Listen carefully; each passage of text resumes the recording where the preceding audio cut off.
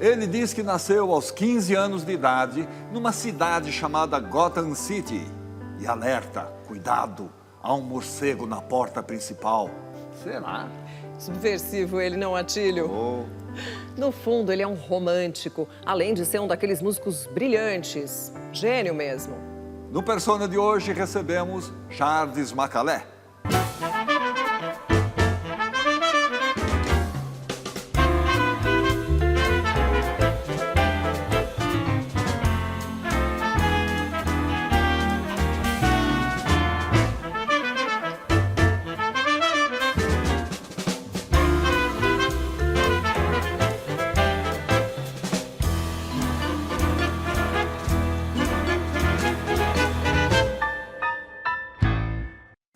Macalé, é um prazer recebê-lo no Persona. Seja muito bem-vindo. Prazer imenso estar aqui com vocês. Pessoalmente, Personalmente, né? Macalé, vamos começar a falar um pouquinho da sua família. Você nasceu numa família de amantes da música, né? Seu pai era acordeonista, sua mãe era pianista. Como é que era a vida lá na Tijuca, anos 40, quando você nasceu? Bom, é uma coisa engraçada, porque quando eu nasci, meu pai estava num submarino, ele era da Marinha de Guerra do Brasil, então ele estava num submarino patrulhando a costa norte-nordeste para conter um eventual ataque nazista. Minha mãe era muito querida na rua, Curuí, onde nós morávamos, na Tijuca, e tinha uma garotada imensa, tudo pessoal de 3, 4 anos, que eram os queridos da minha mãe, e eles amavam minha mãe, que vivia dando doces ou água, mas não só por isso, porque ela era muito carinhosa com as crianças da rua. Então, quando ela me contou que quando ela chegou comigo nos braços, na casa, né, depois da maternidade e tal, tinha um bando de crianças esperando. Então, em princípio, eu fui bem recebido, né? Pela rua, pelas crianças tal. E a casa era assim, quer dizer, meu pai era da Marinha de Guerra, mas gostava muito de música, principalmente ópera, pernambucano, de Olinda, né? E minha mãe, paraense, de Belém do Pará, tocava um piano intuitivo, né? Mas ela é muito afinada, profundamente afinada, e amava a música demais. E meu pai também amava a música, ou óperas ou não, ele gostava, tinha um acordeão que ele não tocava mesmo assim, mas tinha aquele instrumento como uma demonstração física de que ele adorava música. Né? E eu tive essa ambiência. Minha avó também, que era a tia Clarice, Hilda Clarice, né? Ela tinha uma voz finíssima, agudíssima, assim, afinadíssima também. E adorava cantar coisas do folclore, inclusive em inglês. Ela foi criada na Inglaterra. Me conta uma coisa, é verdade que a tua mãe ia para a Rádio Nacional, ver os artistas e levava aí o teu pai até meio a contragosto? É verdade. Ela fazia a cabeça de meu pai, porque a gente ouvia fundamentalmente rádio naquela época. E minha mãe era aficionada no pessoal de rádio, dos cantores, principalmente o Nelson Gonçalves, Chico Alves. Eu encontrei minha mãe no dia que ela soube da morte de Francisco Alves, né, o rei da voz. Eu a encontrei chorando na janela, contrita, emocionada e tal. E ela fazia de tudo para o meu pai levá-la ao auditório da Rádio Nacional, onde ela via seus ídolos, né? Seus cantores e cantoras. E minha mãe ia com a maior felicidade, e meu pai ia meio acabrunhado, né? Mas negar isso à minha mãe seria um insulto, eu diria. Aí, Macalé, você ainda era garoto quando a família se muda para Ipanema, que não tinha nada a ver com essa Ipanema de hoje, né? Você gostava de gostar de sim, futebol e claro. lá que você recebeu esse apelido de Macalé. Daí que vem o nome É. Macalé. Por que esse apelido? Havia um jogador de futebol no Botafogo chamado com o apelido de Macalé. É. Né? E, e eu jogava mal, bola demais. Era uma galera era de lua. Às vezes ele jogava muito bem, e às vezes ele não jogava tão bem. Né? E o pessoal, para me gozar, a gente jogava lá no terreno baldio, onde havia uma mangueira enorme no meio do terreno baldio. E eu me atrapalhava com a bola e me atrapalhava com a mangueira. Estava lá correndo para cima e para baixo, e o pessoal gritava: passa a bola, Macalé. Ô, Macalé, passa a bola, Macalé. Aí ficou isso. Macalé. Né? Mas eu sou ruim de bola. Não sou de bola, mas sou ruim de bola. E Macalé, você ainda era menor de idade quando passou a frequentar a tradicional churrascaria Pirajá e também as boates de Copacabana. E aí eram locais onde transitavam vários artistas da época, né? Quem foram suas primeiras amizades aí musicais? As primeiras amizades foi, por incrível, uma pessoa que as pessoas não lembram muito bem, mas o Catulo da Paixão Cearense. Não é o Catulo da Paixão Cearense. Ele também era cearense, chamava-se Catulo, não sei se em homenagem ou não ao Catulo da Paixão Cearense. O fato é que ele tocava um violão magnífico e cantava tão bonito, tão bem, uma voz tal. E aí tornamos amigos. Catulo de Paula, né? Catulo de Paula, é isso aí. E aí, começando a frequentar a churrascaria de Pirajá, eu ficava por ali, o Catulo cantava. Aí eu comecei a conhecer o Vinícius de Moraes, que pintava lá também, o Sérgio Porto, não é? O Stanislau Ponte Sérgio Preta. Porto, o Stanislau Ponte Preta. Inclusive, tem um negócio engraçado, que uma vez minha mãe deixava ficar até umas 7 horas da noite no máximo. 7 horas da noite, volta para casa e tal. E um dia eu não apareci às 7 horas da noite. E aí minha mãe desceu para saber o que houve. Aí perguntou um porteiro da churrascaria, que era também um dos porteiros na boate, lá no Beco da Chave, que se... Meu filho, onde está? A gente fala, seu filho está lá dentro. Quer que eu chame? Tudo bem, por favor. Ela não entrava, ela só chegava até que o porteiro foi lá, me chamou outra coisa, e eu estava com um grande hotel, que se transformou também num grande amigo meu. Grande hotel, eu disse: o quê? Como é o nome da sua mãe? Lígia. Ah, deixa comigo. Vamos lá. Minha mãe adorava cinema também, né? Os musicais de cinema, os artistas brasileiros de cinema e tal. Aí o hotel veio comigo. Minha mãe, quando olhou o grande hotel, ela já derrubou. Já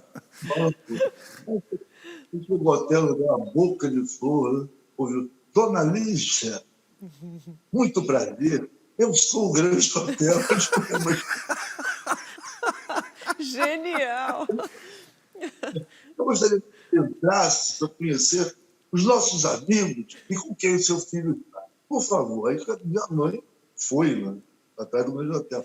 Quando ela chegou, ela disse: por exemplo, aqui está Vinícius de Moraes, o poeta. Aqui está o Tom Jobim. Aqui está o Bardo, que estava derrubado em cima do violão. E aqui está o Stanislau Ponte Preta, aquele das certinhas do Lalau. Minha mãe disse: tudo bem, meu filho, vamos embora. Porque o Stanislau, para ela, é uma coisa, né? As certinhas do Lalau e tal. Mas, enfim, esses são meus amigos, foram meus amigos. Macalé, algumas pessoas mandaram mensagens para a gente exibir para você.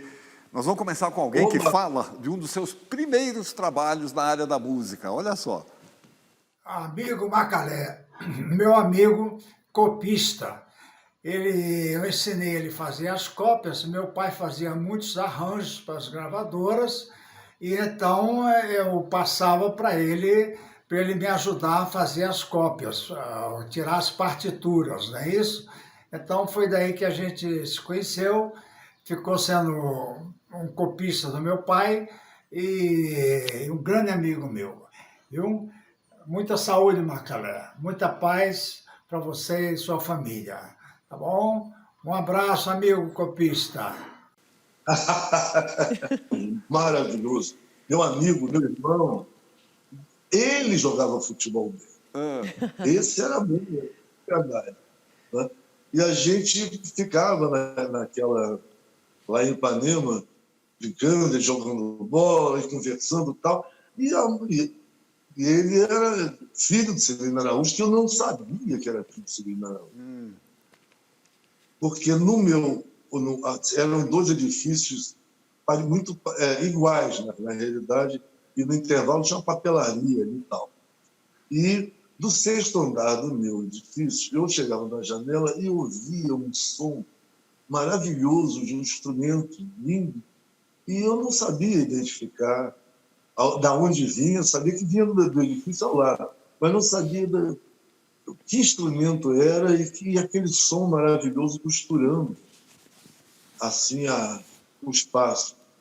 Então, um dia, o Chiquinho me levou à casa dele. Eu sei que quando abriu a porta, estava lá o dono do som, quem emitia o som, que era o próprio Severino Araújo, sentado na poltrona, fazendo exercício com aquele clarinete, com aquele som maravilhoso. Aí eu fiquei, oba, que lindo e tal.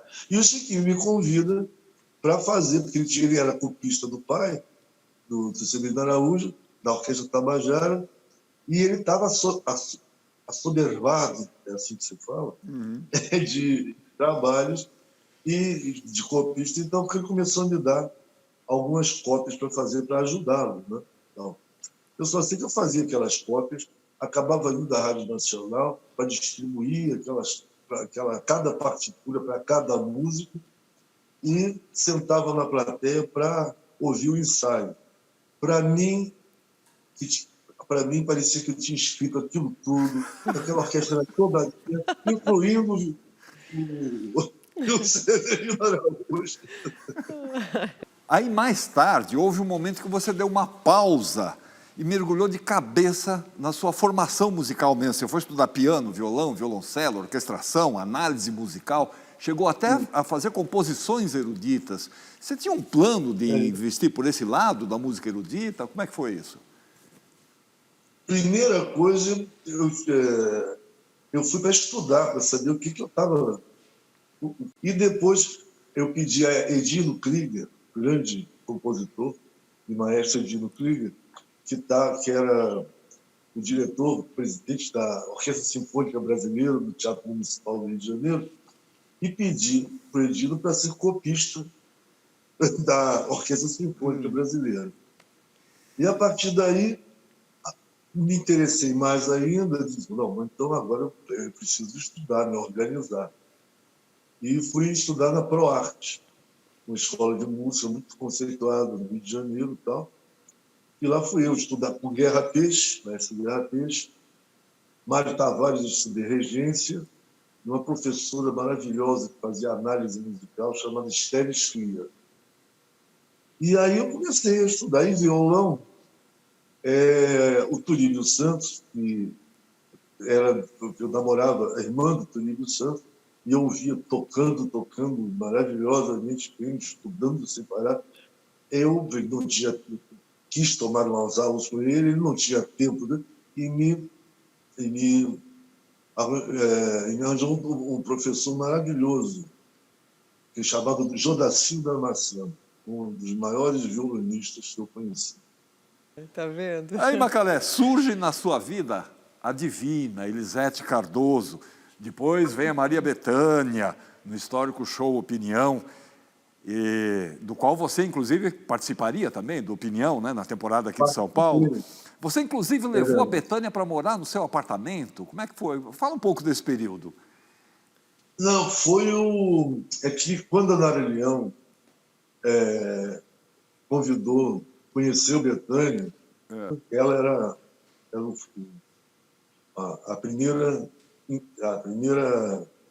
personagem ali, junto com o Zequete, João do Vale. Aí ela viu Bethânia na Bahia e falou para o pessoal lá do Teatro Opinião, olha, tem uma pessoa lá formidável, cansada, eu queria sair, mas essa pessoa que pode me substituir aqui, perfeito. Então ela foi se hospedar lá em casa durante uns 8 meses, a 1 ano, quase. E aí eu comecei a participar como violonista da peça Opinião, aqui no Rio de Janeiro. Agora, essa sua casa no bairro de Botafogo acabou se tornando um ponto de encontro aí da contracultura carioca, né? E a gente tem um depoimento de alguém que fala sobre isso. Vamos ver?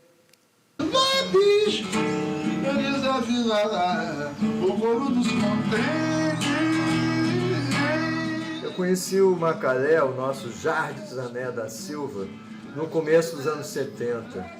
Nós tínhamos a mesma turma, frequentávamos os mesmos lugares, a praia de Ipanema, o pier, as dunas do Barato, o Teatro Teresa Raquel, onde tinha os shows do Caetano, da Gal, dele próprio, né? Um belo dia, na casa dele, numa vila em Botafogo, eu estava querendo mudar de Ipanema para um lugar mais tranquilo, imagina. E aí ele me disse que ia vagar o apartamento de baixo. Era uma casa que ele morava, que o proprietário fez 2 apartamentos, dividiu em 2, a parte de cima ele morava, de baixo iam alugar, e eu fui morar ali. E era uma loucura, porque na casa dele todos os músicos, Gilberto Gil, o próprio Naná Vasconcelos, Torquato Neto. Depois, na minha casa, tinha Glauber, Nelson, Cacá, Chico Chaves, Sônia Braga, essa turma toda. E é uma amizade que continua há mais de 50 anos aí pela vida fora, né? Nós somos fãs uns dos outros. Essa casa rendeu um longa-metragem que eu dirigi em 2011, chama-se Casa 9, vocês podem ver nas redes. Essa nossa casa era um bunker de resistência cultural nos anos de chumbo. Sim, tô cansado, mas não para dizer. O Luiz Carlos Lacerda, um grande amigo, tornou-se um grande amigo também, ele fala, em algum momento, ele já disse, procurando alguma coisa por Botafogo e tal, e eu morava numa pequena vila, lá em Botafogo, o Tereza Guimarães, e ele, procurando, foi morar no primeiro andar da casinha de vila e tornamos amigos. E era essa coisa, minha casa já estava aberta para tudo quanto é lado, entrava todo mundo, sem pedir passaporte vacinal, que tem que existir agora, pelo amor de Deus. E o Bigode é culpado de eu participar do cinema como ator, porque uma vez ele levou o Nelson Pereira dos Santos lá em casa e para o Nelson me convidar para fazer a trilha sonora do filme Amuleto de Ogum. E me convidou, eu aceitei, naturalmente, né? E lá pelas tantas, dessa história de trilha sonora, o Nelson me convida para ser o personagem do filme, do Amuleto de Ogum. Eu faria a cena de um ceguinho, né, que é assaltado, um ceguinho violeiro, que é assaltado por 3 marginais, entre os quais Tonico Pereira, se me lembro bem. Aí, né? E a partir daí eu participei em alguns outros filmes do próprio Nelson, né? Ou depois eu fui tendo dos Milagres, também trilha sonora, do personagem Pedro Arcanjo, Oju Obá, Os Olhos do Xambu. Agora, Macalé, você rapidamente se tornou um violonista admirado por todos os músicos, por todos os artistas e tal. Até que você resolve se mostrar também como cantor. Mas vamos falar nisso no próximo bloco do programa, pode ser? Claro, claro. Então nós voltamos já com o Persona.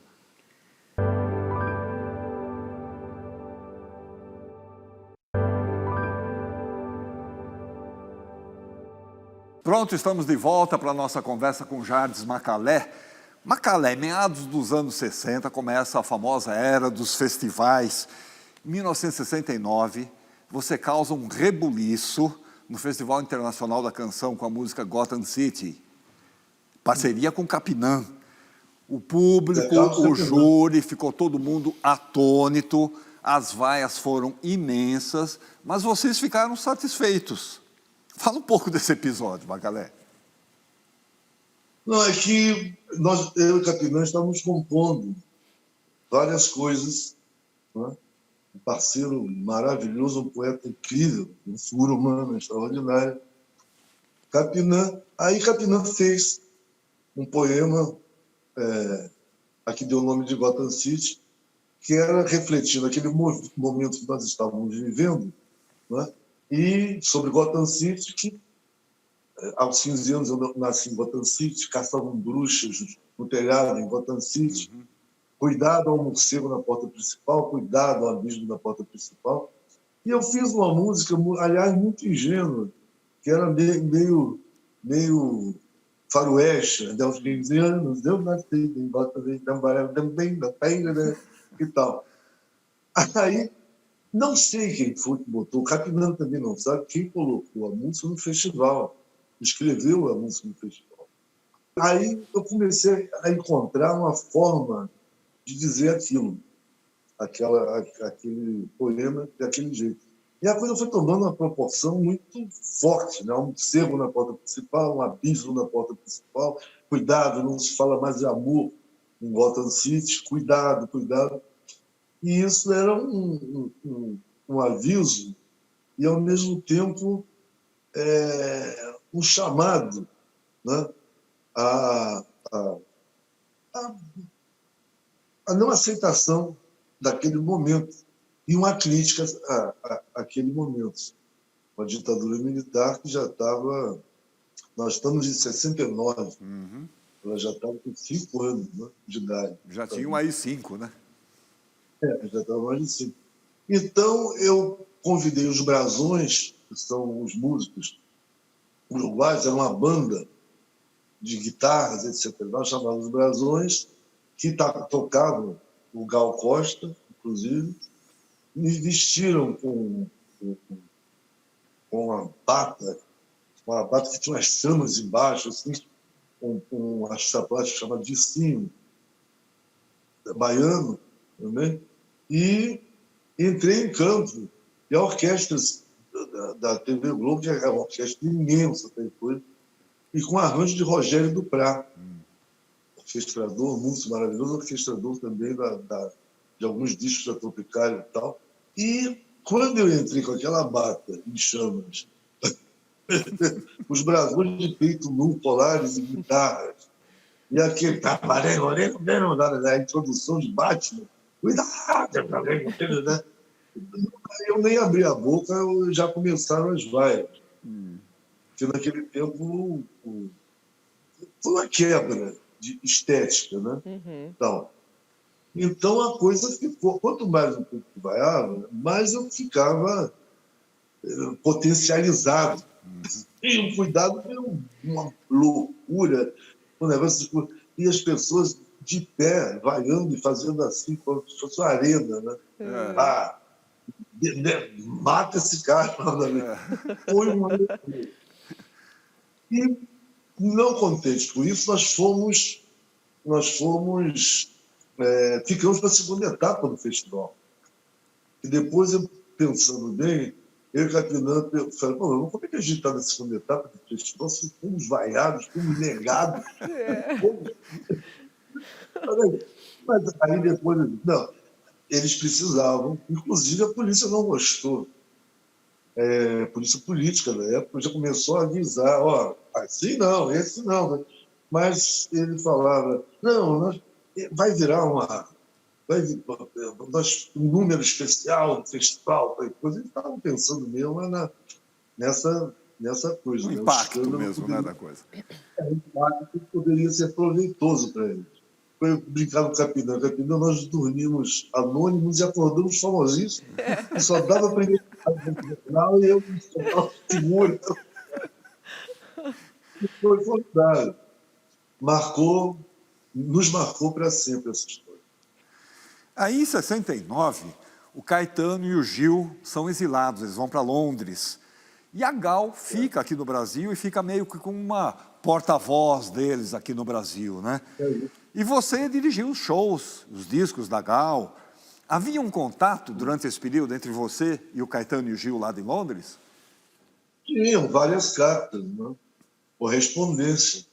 Eles contando os momentos de lá e eu contando os momentos daqui. Eles souberam do Gotham City, lá em Londres?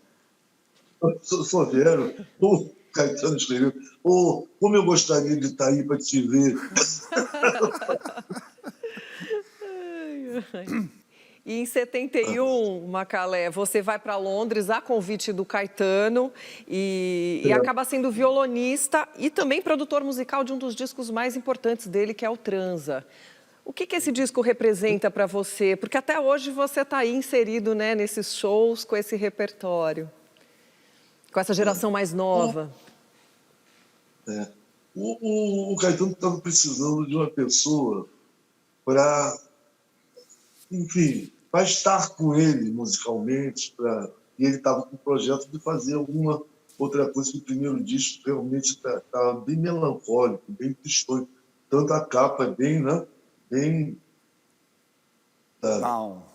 E ele me convida para fazer parte desse novo projeto dele em Londres, e eu fui como violonista mesmo, e também, no final, acabei sendo diretor musical, que organiza o produto final. Mas todo disco é Caetano o tempo inteiro. Né? As ideias dele, as propostas dele como arranjo, ele cantando, é magnífico, as interpretações dele, tudo. Mas o disco ficou um marco mesmo na história da música no Brasil. Mais um depoimento, Macalé, agora de alguém que te acompanhou num evento que você produziu em 1973. Olha só. Eu moro na Rua Real Grandeza. Oi, Macalé, tudo bem? Olha aí, a gente relembrando, hein? O tempo dos direitos humanos no Banquete dos Mendigos. Que você foi o grande mobilizador, só uma pessoa como você conseguiria reunir tantos artistas e junto com a ONU, né? A Organização das Nações Unidas, para esse show comemorativo na época dos 25 aniversários da Declaração de Direitos Humanos. Foi um show icônico, referencial para a história do Brasil, foi a primeira manifestação artística de grande dimensão e grande expressão contra a ditadura militar e a favor das liberdades de expressão, de pensamento e etc. A gente vivia aquele momento da ditadura militar bastante pesado e conseguimos fazer essa manifestação maravilhosa com a colaboração de tantos artistas. Só você conseguiria realmente mobilizar tanta gente. Esse disco ficou censurado 6 anos e hoje ele é representante de todos os nossos desejos de liberdade de expressão, pensamento e etc. Um abração, Macalé. Vamos continuar.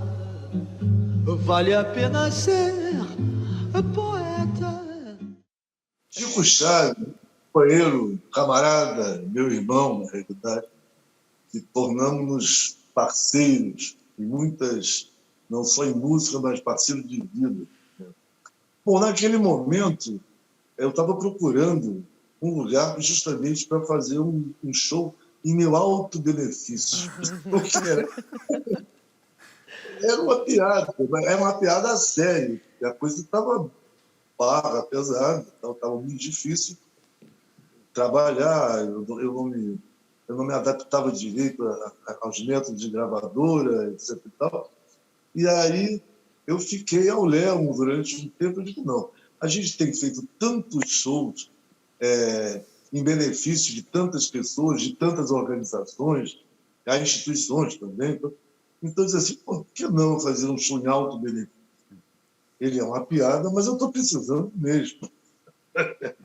Então, eu fui até o Museu de Arte Moderna do Rio de Janeiro, onde Cosme Alves Neto era o diretor da Cinemateca, do Museu de Arte Moderna do Rio de Janeiro, e eu estou procurando um espaço para fazer, ele é meu amigo também. Aí ele falou, vem cá, olha, vai haver aqui uma comemoração do 25º aniversário dos direitos humanos, da Carta dos Direitos Humanos, e veio aqui o representante do Centro de Informações Unidas no Brasil, da ONU no Brasil, Antônio Muini, um espanhol, uma figura fantástica. Por que você não alia essa coisa a esse momento, né? do aniversário da Declaração dos Direitos Humanos? Eu digo, pô, aí é mão na roda. Fizemos um show, e esse show foram lidos alguns artigos da Declaração dos Direitos Humanos que nós escolhemos numa mesa grande na casa do Chico Buarque, escolhemos determinados artigos que pareciam, que no final parecia um grande manifesto barra pesada. Cada artigo dizia uma coisa, todos os homens têm direito à liberdade, é proibido tortura e não sei mais. É uma loucura. Paulinho da Viola. E viemos nós, né, fazer um show e tal. Eu sei que no final o museu estava cercado pela polícia, não só a Polícia Civil, como a Polícia do Exército, a Polícia Militar, estava uma loucura. Eles só não... E nós saímos como se fosse Eles fizeram uma ala para que nós saíssemos do museu e tal. Nós só não apanhamos porque o da ONU saiu na frente, a gente botou ele para sair na frente, claro. E ele não ia baixar o cacete no aniversário da Declaração dos Direitos Humanos na ONU. Batendo no representante da ONU, né? No representante da ONU seria aí seria um absurdo.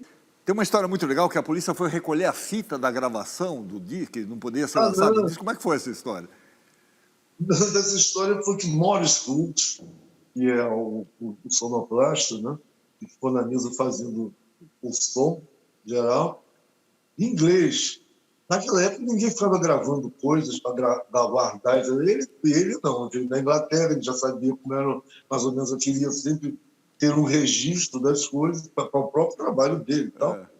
E aí ele botou um esquema lá para gravar, né, profissionalmente até, para gravar o show, registrar o acontecimento.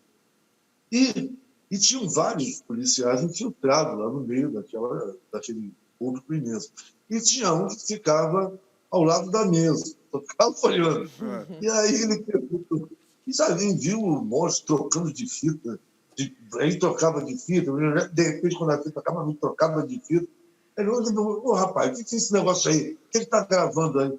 Aí ele disse, não está gravando nada, isso aqui é uma fita de eco. Aí deu para gerar eco, não sei o que é isso. Eu não sei. Ele inventou uma história para ludibriar o policial, o cara lá. E foi tudo registrado. Então, depois de terminado o coisa, nós ouvimos a fita e depois isso aqui pode gerar um disco, né? E começamos a oferecer às companhias de disco quem poderia registrar. Todas se negaram. Até que Vitor Martins, compositor, que junto com o Ivan Lins tem vários trabalhos lindos, ele estava na Hércia Vitor, fazendo edição de músicas, alguma coisa assim. E aí ele viu que aquela coisa não estava andando e falou: me dá esse material aqui, vamos ver o que eu consigo aqui.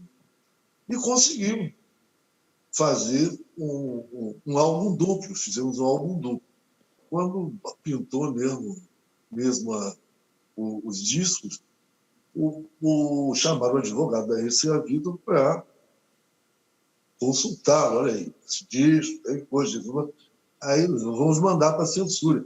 Claro, tudo bem. Só que a censura não queria esse pepino na mão e mandava de volta. E não dizia nada. Não censurava nem censurava.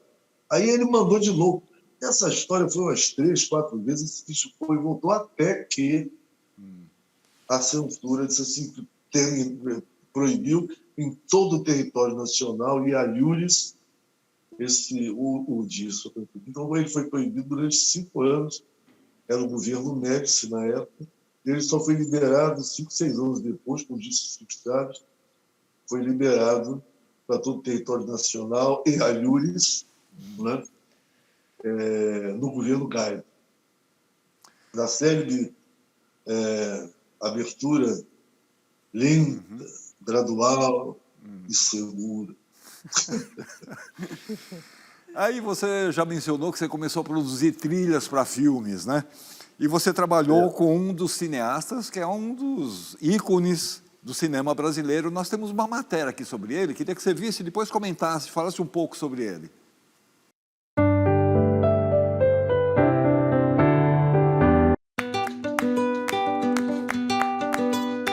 Nelson Pereira dos Santos, um dos precursores do chamado cinema novo, foi um dos mais reverenciados cineastas brasileiros. Formado em Direito pela USP, foi também jornalista antes de se decidir pelo cinema. Seu primeiro longa-metragem, Rio 40 Graus, de 1955, já chegou causando impacto. Inspirado no neorrealismo italiano, a trama privilegiava a temática social, cenários realistas e atores não profissionais. A partir dos anos 60, Nelson se dedica a filmes baseados na literatura de autores como Graciliano Ramos, Guimarães Rosa, Jorge Amado, entre outros. Nos anos 70, Nelson encontra na parceria de Macalé não só o melhor compositor de trilhas dos seus filmes, como também o ator ideal para alguns importantes papéis. Basta ver as suas interpretações em Tenda dos Milagres e em O Amuleto de Ogum para constatar que Nelson tinha razão.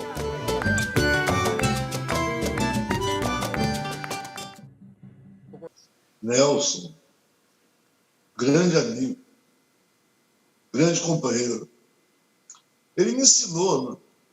Praticamente mudou minha vida no sentido de que a minha música começou a virar também imagem. Eu aprendi com o cinema dele a transformar minha música em interpretações minhas pessoais com imagens bem claras.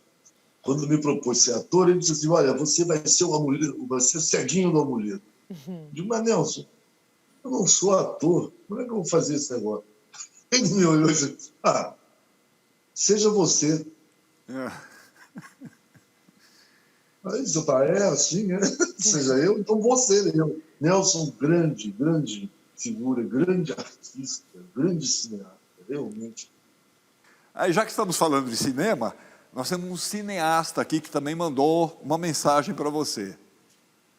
Então, falar de Jardim Macalé é falar de um homem generoso, sensível, simples, profundo, misterioso, engraçado, multifacetado e também, sem dúvida, um dos artistas que eu mais admiro, mais brilhantes assim, do Brasil e do mundo, que eu tive a honra de reencontrar em 2012, quando ele me fez um convite para a gente fazer um filme. Esse filme, chamado Jardes, nasce desse encontro, do nosso encontro, um encontro de afeto, de irmandade, de criação, esse encontro cósmico, esse encontro entre o cinema e a música. Então, o nosso filme Jardes nasce dessa dança, dessa confluência de mundos, de energias. E é isso, assim, é uma grande alegria, assim, ser amigo e irmão desse cara, tão inspirador, tão generoso e que tem uma ligação ancestral tão forte com diversas gerações, né? O Jardes é um homem aberto a esse diálogo com as novas gerações, um inventor que sempre traz o novo à flor da pele. O Eric te elogiou aí com uns 10 adjetivos, mais ou menos, né?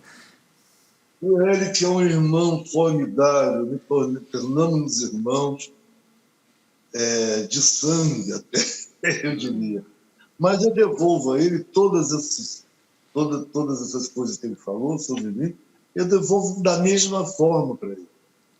Ele é uma pessoa generosíssima, também me mostrou um cinema inventivo, um cinema de invenção, do qual ele é um dos mais fortes, né?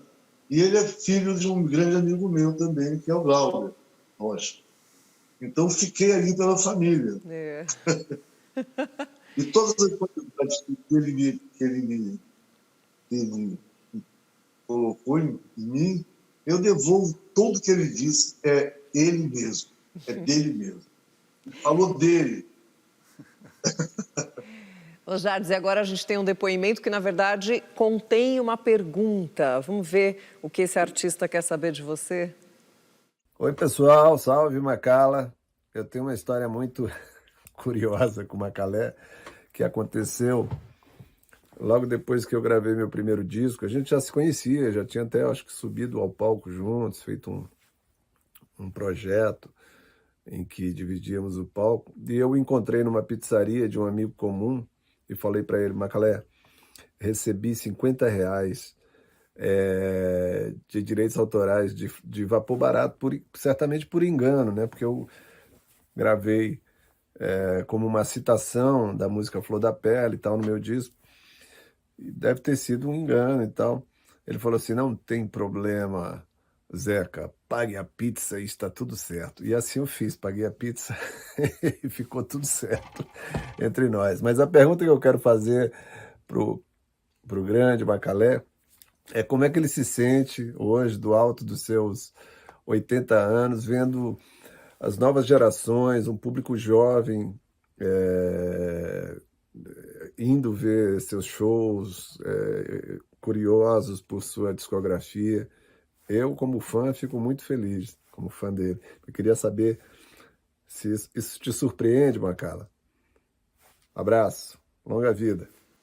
Zeca, grande Zeca. Realmente aquela pizza foi deliciosa.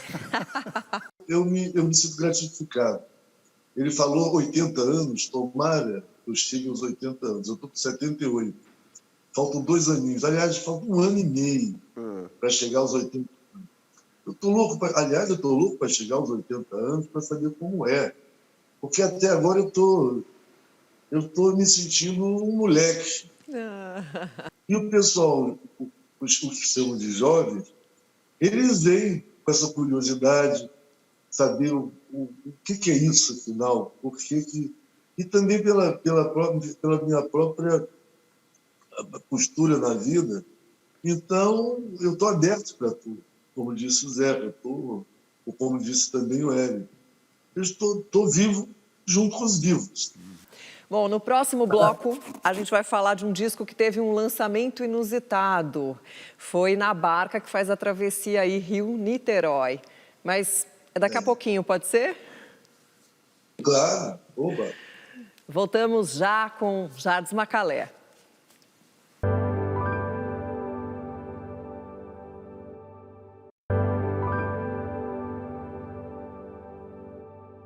Pronto, voltamos com o Jardes Macalé. Macalé, o seu disco Aprender a Nadar foi lançado na barca que faz a travessia do Rio para Niterói. E foi lançado literalmente, né? Você lançou o disco na Baía da Guanabara e depois se jogou no mar. Agora, parece que tinha um motivo para você fazer isso, né? Como é que foi isso? Eu bolei o seguinte, bom, aprender a nadar vem daquela música do Mururinha que diz, o âmago da cantareira, vou aprender a nadar porque eu não quero me afogar. E era toda essa simbologia de se jogar ao mar, de lançar literalmente o disco e de me lançar literalmente na Baía de Guanabara. A primeira coisa que eu pensei, inclusive, que eu fui, não faça isso, foi que eu pensei em me jogar no vão central da ponte de Niterói. Alguém avisou, não faça isso. Não vai dar certo. A altura, você já não chega muito vivo lá embaixo. A altura, a queda, o peso. Aí me explicaram cientificamente que seria um absurdo. E foi um lançamento espetacular, porque, para variar, todos os jornais, manchete. Jardim Macalé lança disco e lança-se ao mar. Capinã, o Ali Salomão e o Torquato Neto são compositores, sem dúvida, emblemáticos aí na sua trajetória. Mas parece que a morte do Torquato Neto foi bem impactante para você. Fica à vontade se você quiser comentar ou não sobre isso. Não, foi impactante por todas as coisas. Pela minha amizade profunda com ele e pelo meu sentimento de, sabe, ele era uma pessoa muito forte, mas muito amargurada também. E aquele momento ali estava difícil da gente atravessar. E ele teve um momento que resolveu partir por ele mesmo e tal. E foi muito, o que eu posso dizer? Ele desafinou o Coro dos Contentes, a música que nós fizemos juntos, inclusive. Tinha uma frase que diz, vai, bicho, desafinar o Coro dos Contentes. E ele desafinou o Coro dos Contentes. Eu tenho uma coisa tão... Ele não morreu para mim. Morreu para os corações ingratos.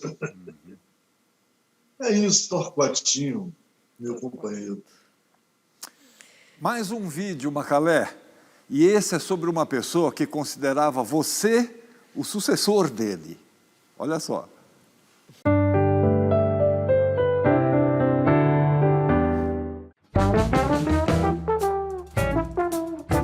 O carioca Moreira da Silva é considerado o criador do samba de breque. Na adolescência foi catador de papel, vendedor de doces e mais tarde taxista e motorista de ambulância.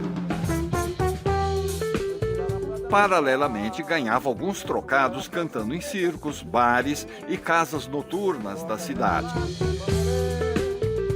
Figura encarnada do malandro carioca, frequentava as mesas de baralho e bordéis do bairro boêmio da Lapa. Kid Morengueira, como era chamado, cantou a vida do malandro em letras bem-humoradas, muitas delas inspiradas em fitas de cinema. Sua carreira, cheia de altos e baixos, sobreviveu às transformações e Moreira continuou trabalhando. Seu último show foi em 2002, um mês antes de morrer, aos 98 anos de idade. Jardes Macalé, admirador, parceiro e amigo, talvez possa nos dar um testemunho sobre a lealdade do bom malandro. Vem como grão, dandão no chão, vem. Moreira da Silva, grande Moreira, de malandro, não tinha nada, era um trabalhador, barra pesada, trabalhava mesmo. Eu nunca vi um malandro trabalhar tanto. E fez um personagem, ele criou um personagem de malandro, e viveu. Eu dizia para ele, Moreira, você não é malandro nada. Ou melhor, você é malandro, muito, muito malandro, porque você resolveu viver, criou um personagem malandro para viver da malandragem sem ser malandro. Bom, já que a gente está falando do Moreira da Silva, olha só a mensagem que a gente tem para você. Eu sempre considerei o Macalé, Jade Macalé, um artista completo. Ele não é só um compositor, ele é performático. Eu me lembro que a gente fez um show durante 20 anos, do Dobrando a Carioca, eu, Ginga, Zé Renato e ele, Macalé. E os números musicais dele sempre tinham surpresas, né? E a gente contava com essa surpresa. Cada apresentação dele tinha uma novidade, né? Depois a gente relembrou a imitação dele do Tarzan, aquele grito do Tarzan, e a gente fazia uma música que eu gravei com o Zeca Pagodinho, e falava do Zeca Pagodinho, ele lembrava da história do Zeca ter pedido para ele cantar no avião, fazer o grito de Tarzan, e a gente usou isso no show, e era um momento muito especial. Além, lógico, das músicas dele com Vinícius de Moraes, com Alice Salomão, que eram peças-chave do nosso espetáculo. Eu tenho orgulho de dizer que fiz com ele produzi 2 discos, Macalé Canta Moreira e O Amor, Ordem e Progresso. Foram 2 discos importantes para mim e espero que para ele também. É um parceiro genial. Me lembrei que uma vez ficamos em Curitiba sozinhos, depois de uma temporada de shows, e ele me deu um grilo de presente, um grilo de madeira, falou aqui, toma o seu grilo e fique com ele tranquilo do teu lado, não esquente mais a cabeça. E eu que eu tenho feito até hoje, cuidando do meu grilo. Valeu, Macau! Cuidado, Moreira! Era um índio, meu parceiro, que sabia da intenção dos bandoleiros contra mim. Olha o cuidado, Moreira. Moacir Luz, um grande músico, um grande compositor e tudo, uma pessoa generosa, produziu esses 2 discos. Nós tivemos um prazer imenso em gravar esses 2 discos. E é muito importante para mim, eu tinha que registrar, por exemplo, foi dele a ideia de fazer Macalé Canta Moreira, que ficasse registrado definitivamente a nossa parceria. Não só minha parceria com Moreira, como a minha parceria com Moacir Luz, que é uma pessoa extraordinária, um ser humano extraordinário. Um amigo, um irmão. Vamos dar um salto do tempo, Macalé. Em 2019, você lançou Besta Fera, o seu primeiro álbum de músicas inéditas em 20 anos. E de alguns anos para cá, você, como já mencionou, vem trabalhando muito com jovens talentos da nossa música e tal. Fala um pouquinho desse trabalho, do Besta Fera, 20 anos sem músicas inéditas. Porque é difícil esse negócio de ficar inédito, né? Em 20 anos eu não gravei. Gravei algumas músicas inéditas, mas no corpo do disco, às vezes eu reli minhas próprias músicas, reli músicas dos outros autores, mas reli algumas músicas minhas, porque eu achei que deviam, elas poderiam estar melhores agora, porque são atemporais, canções atemporais e tal. E conheci o Thomas Arres, baterista, um grande menino, jovem. Eu conheci, ele conhecia o pessoal de São Paulo, o Kiko Dinucci, o Rômulo Frois. Rômulo Frois, enfim. E juntamos outras pessoas que eles conheciam mais jovens, outros músicos, e fizemos uma banda e pronto. Fomos aprender a nadar nesses momentos atuais. Nesses momentos sombrios, né? Sombrio. Pouco sombrio, mas ele tem uma luz lá no fundo. Não é totalmente sombrio. Sempre tem, né, Macalé? Não, tem fazer a luz. Bom, e mais alguns parceiros fizeram questão aí de mandar umas palavras para você. Vamos ver quem são? Eu estava produzindo a trilogia dos carnavais. Uma das faixas desse disco chama-se Cogito, que é um poema do Torquato Neto. Quando eu fui gravar, me tocou uma ideia. Falei, por que eu não chamo o Jade Macalé?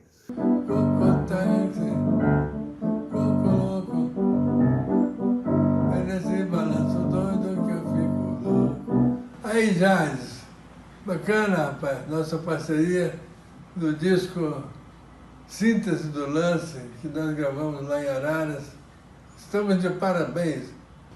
Foi muito divertido trabalhar com você. Um beijo, tchau. Ele aceitou e a gravação do Jardes foi espetacular, ele tocando violão e cantando a música. Né? Então quero agradecer muito do coração ao Jardes. Obrigado, meu querido. Desferrolhado, indecente, feito um pedaço de mim. Meu segredo é que sou rapaz esforçado. Fico parado, calado, quieto. Não corro. Eu estava andando um dia pelo Baixo Gávea e o Macalé estava na varanda do restaurante e falou assim: Frejá, vem cá. Olha só, estou fazendo um disco das minhas parcerias com o Ali. Pô, você topa? Eu falei: hora e local e eu estarei lá. Foi um prazer estar ali com ele elaborando a faixa e isso acabou dando origem a essa relação maravilhosa que a gente tem até hoje, uma amizade que ficou cada vez mais forte. Um cara que eu adoro, que eu admiro muito.